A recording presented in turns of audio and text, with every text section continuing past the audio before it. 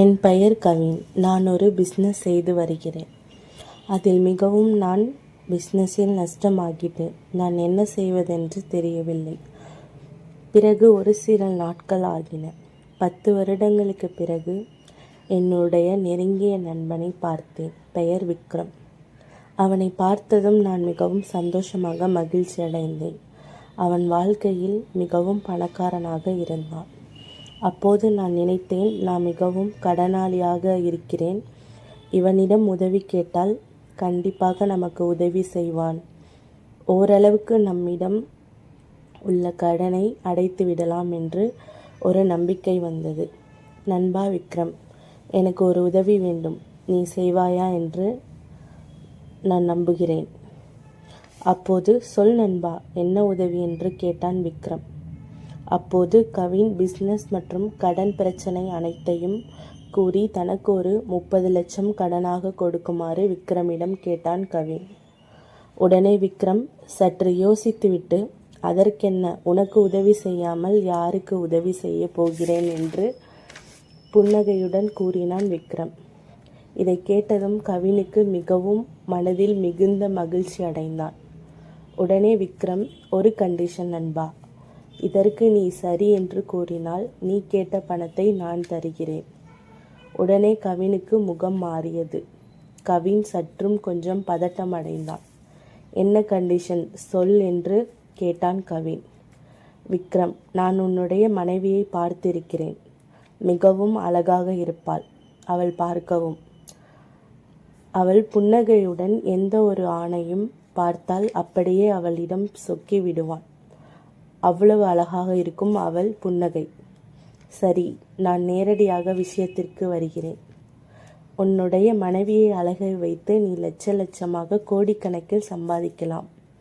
நான் 1 கோடி தருகிறேன். எனக்கு மிகப்பெரிய பணக்காரர்களை எல்லாம் தெரியும். உன்னுடைய மனைவியை ஒரு நாள் இரவு தூங்க அறைக்கு அனுப்பி வை என்றான். நான் உன்னை கட்டாயப்படுத்தவில்லை. நீ நேரம் எடுத்துக்கொள். ஆனால் இன்றிரவு 8 மணிக்கு வரைக்கும் தான் நீ நேரம் எடுத்துக்கொள்ள வேண்டும். என்னால் அதற்கு மேல் எந்த ஒரு நேரமும் உனக்கு தர முடியாது என்றான் விக்ரம். அப்போது கவினிற்கு கோபமும் ஆத்திரமும் வந்தது.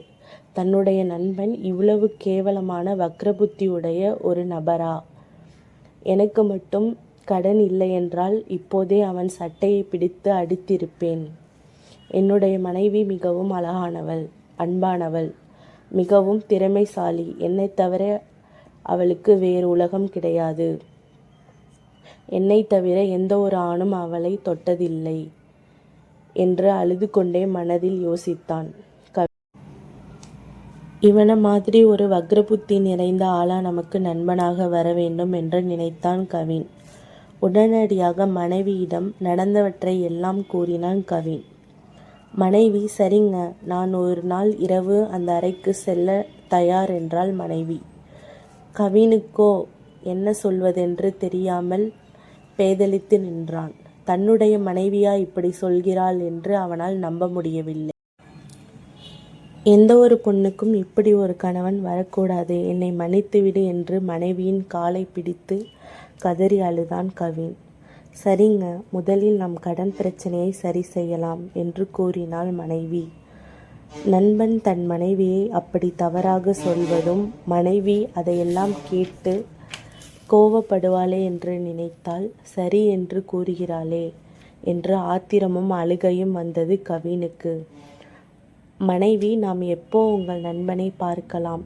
நான் இன்று ஒரு நாள் இரவு இருந்தால் நம் கடன் பிரச்சனையெல்லாம் தீர்ந்து விடுமே என்று கூறினாள் மனைவி. அப்போது மனைவி கூறினாள், நான் மேக்கப் செய்துவிட்டு வருகிறேன் என்று கூறினாள்.